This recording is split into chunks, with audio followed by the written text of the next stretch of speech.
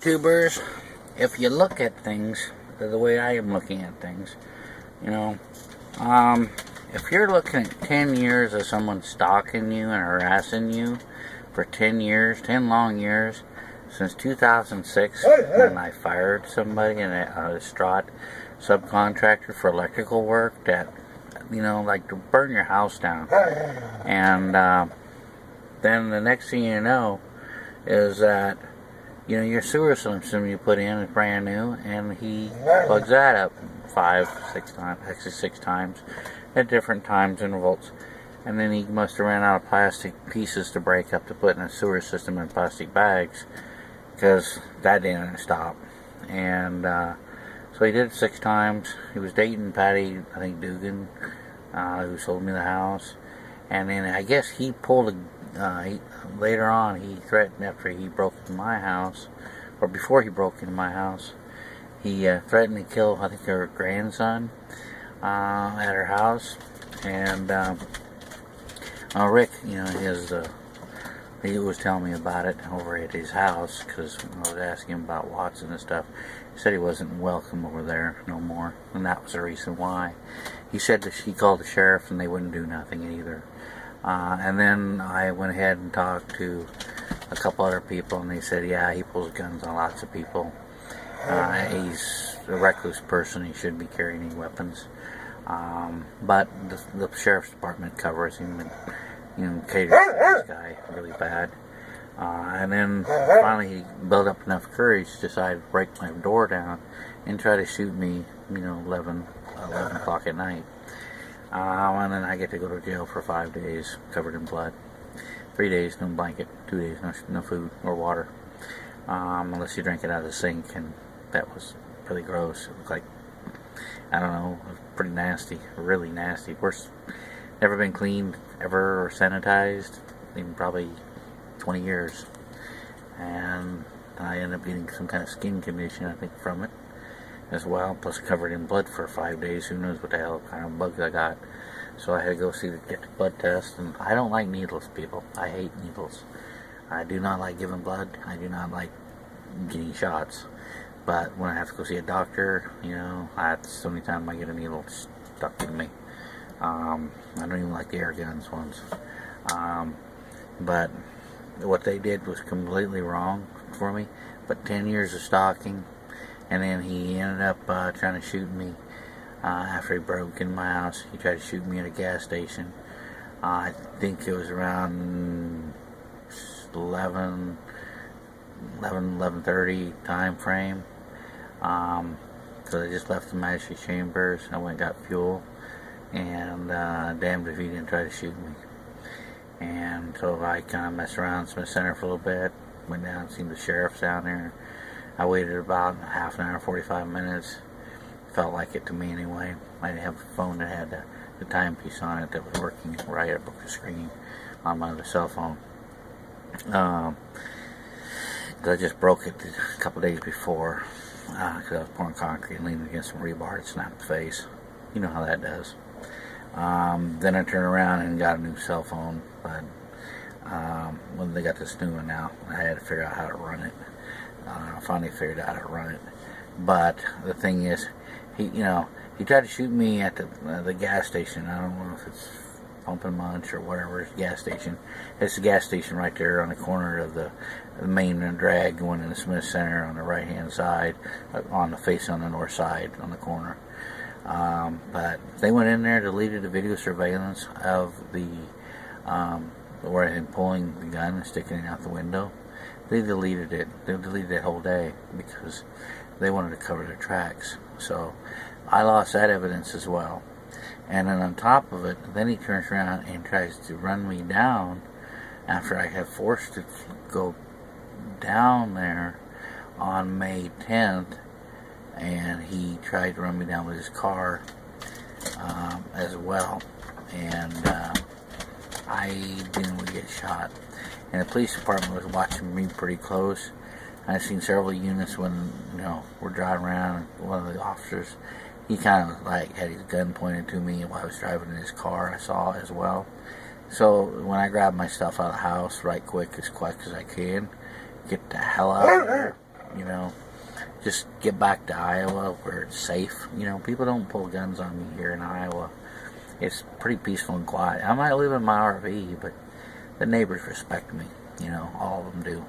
Hell, I just got done working for one of the neighbors and poured a little concrete for the guy. And telling me he's getting a new pickup and stuff, and he was telling me about this and that. You know, he's got a lot of friends, and they all meet and they all talked about stuff. And you know, the words get around. You know, you do one favor to somebody, and another favor gets around, and next thing you know, you got a lot of friends. You know, that's just the way it goes. But I don't know. I mean, hell, he stole my money, and Steve Wakefield stole my money. But if he tried to shoot me on May 10th and running me down with his car, he'd probably try to shoot me too. I didn't see it. I was hightailing my ass into a bank, get the hell freaking out of sight, out of mind, so he couldn't get a line of sight to get a shot on me. So I got inside of a bank and with the bank, I closed the account out because I needed to close that account and got the hell out of there. I mean, I think anybody would do the same thing. You know, so I had to cash a small check to, you know, it was issued from down there and off that bank. So it's like I just needed to get taken care of, and then I jumped. You know, after that, he finally left. Then I went to my lawyer's office, and he just basically, I already fired a man. You know, told him he's already been terminated. Then I go to the freaking courthouse, and then they forced me to sign a plea agreement. And I'm like, what the fuck is this? This is wrong. I mean, over 330 days or something like that, or 333. And it was over that. I mean, it was real good. It was safely over 300 some days. And then I talked to the U.S. Marshal about it. He said they should drop that case. He said, that was wrong. What they're doing is wrong. They should dismiss it because you didn't do nothing wrong. You were in your house. You don't chase people down and try to kill them. I mean, the guy broke the freaking front door down. He's a distraught subcontractor that I fired and sabotaged my house and stalked me. And now he's at a level where he's pulling guns and trying to kill me. I went down on December 5th, after I kicked Wakefield after he threatened me as well on the cell phone, left messages. I am upset.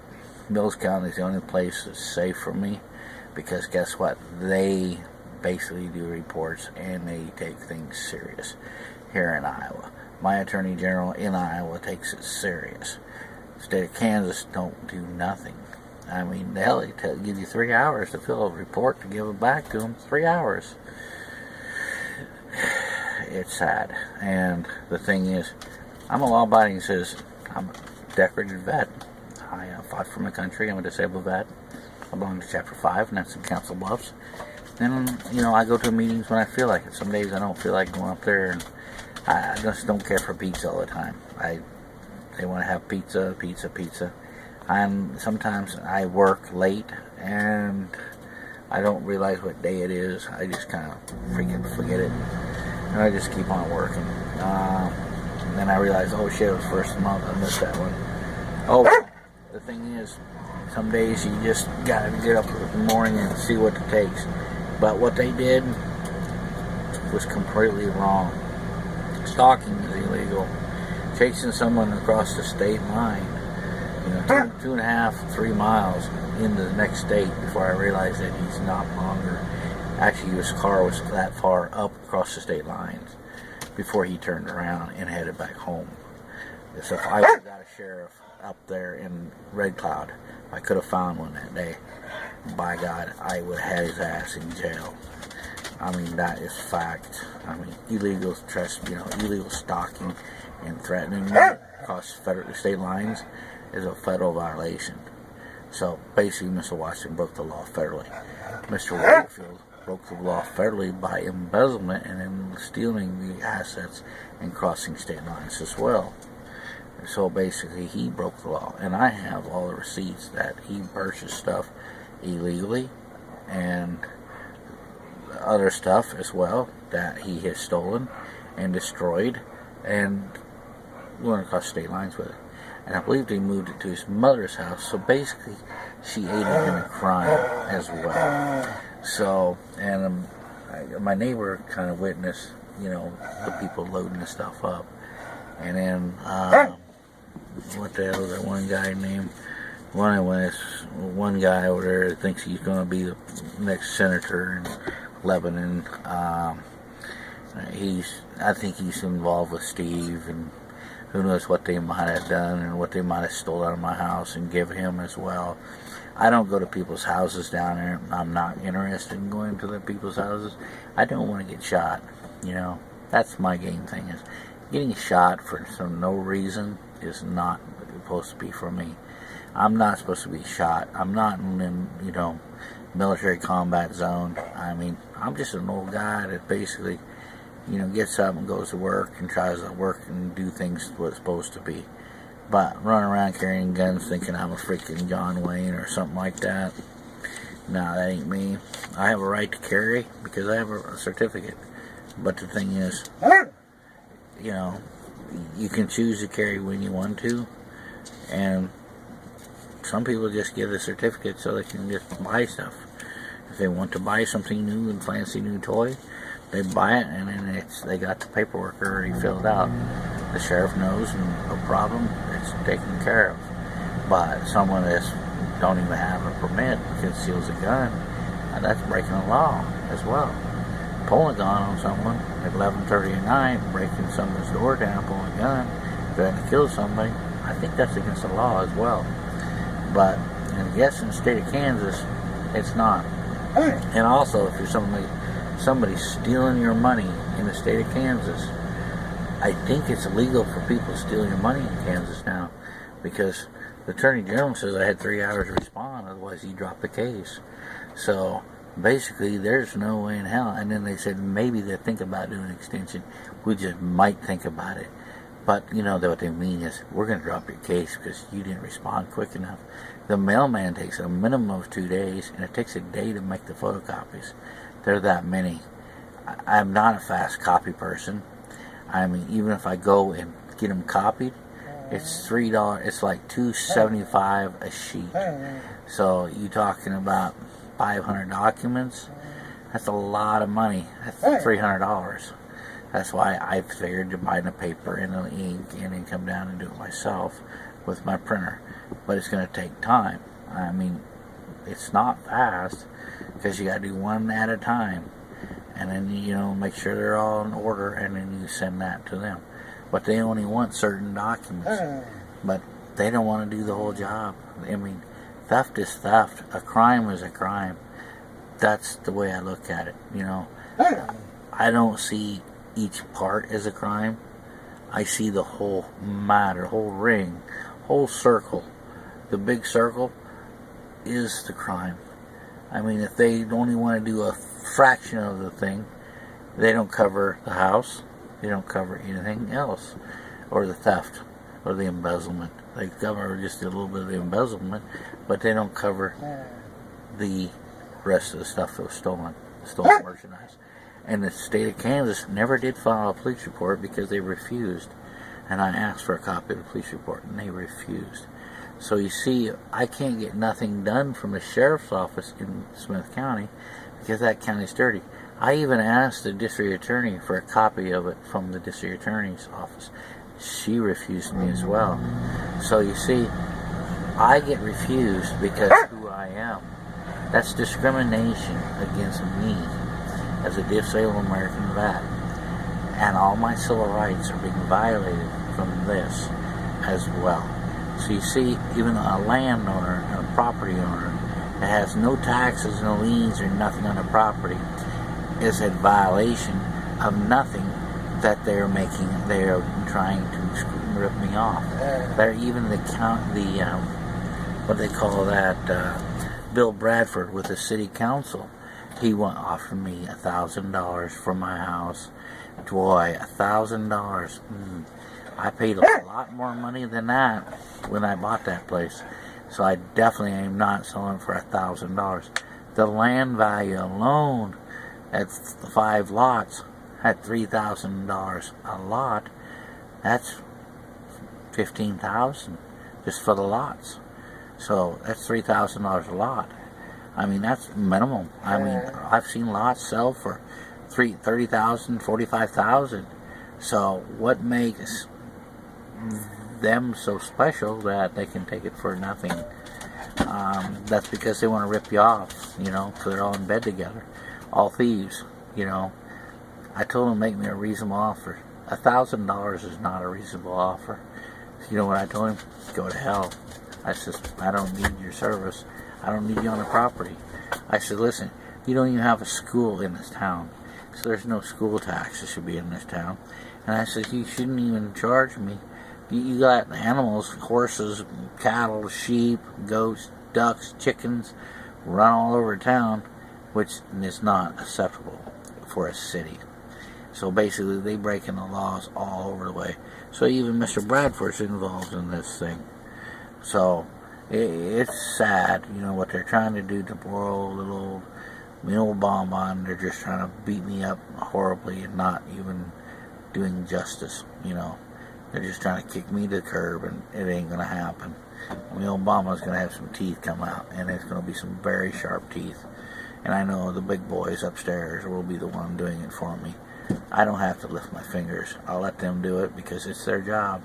I'm just sick of this whole deal. They won't do nothing right for me. I can't go down there and mow my yard because I'll get shot. I can't hire someone to go mow my yard in good faith because somebody might get shot on the property because Mr. Watson might see it as a threat from having yard mowed, and he might shoot the person riding the lawnmower. So I'm not hiring anybody to go mow that yard, and I take the liability of that. So I release any liability monies on that property because you're at your own risk, because Bradford's over there trying to shoot people and threatening to kill people with guns is bad. So I don't want to be down there. I don't want to get shot, and I'm not sending one of my relatives or my family down there to get shot. I'm not going to do that because, hey, stalking is illegal, and if someone's stalking me, it could stalk my family. So I'm not sending a family member down there and endanger him or her either. And I'm done, especially after December 5th. Now it wiped me out. It's just totally, I'm done. I was feeling a lot better then, but now I got this blood pressure thing going on, and the more I talk about this freaking Kansas thing, the more it pisses me off. That's why my blood pressure got mad, because I got too mad, too upset, because this is what they all did to me was horrifying. Literally horrifying. It's the worst nightmare I've never woke up from in my entire life. And I've been through some serious battles, and I do not want to go back to something like this ever again. This is horrible. And then the house is destroyed, my money stolen out of my banks, multiple bank accounts, my personal, my business account, my other banks was all stolen and compromised. That's why I didn't have any money. And then they get a court-appointed attorney that says the disabled vets a cult group. I fired that asshole and that was Hartman. That guy is full of shit, because you don't tell me D.A.V is a cult group. I'm not listening to some fucking stupidity idiot saying American veterans. Mr. Hartman saying that out of Osborne and also Smith Center, Kansas, their office is, and that D.A.V is considered a cult group. I think he needs to get his head back on his shoulder right, and somebody needs to tell him, like, listen, you really screwed up by calling somebody cult group, especially a D.A.V group member. Especially, there's a lot of people that I affiliate with that are all members and go to Congress all the way up and talk to the President of the United States, and they're D.A.V, and they're representative of our organization. So, and this is a government organization. So, I don't understand why we could be considered a cult group. So, Mr. Hartman, the D.A.V is not a cult group. That's one note to you. And, what your slandering remarks was very rude toward the disabled American vets. And I told them about it, and they couldn't believe it when I was at the meeting in Council Bluffs, what you did. It was horrifying to them. So anyway, that's just one note. That's all what takes place in Smith Center, Kansas. I better sign off before we run out of airtime.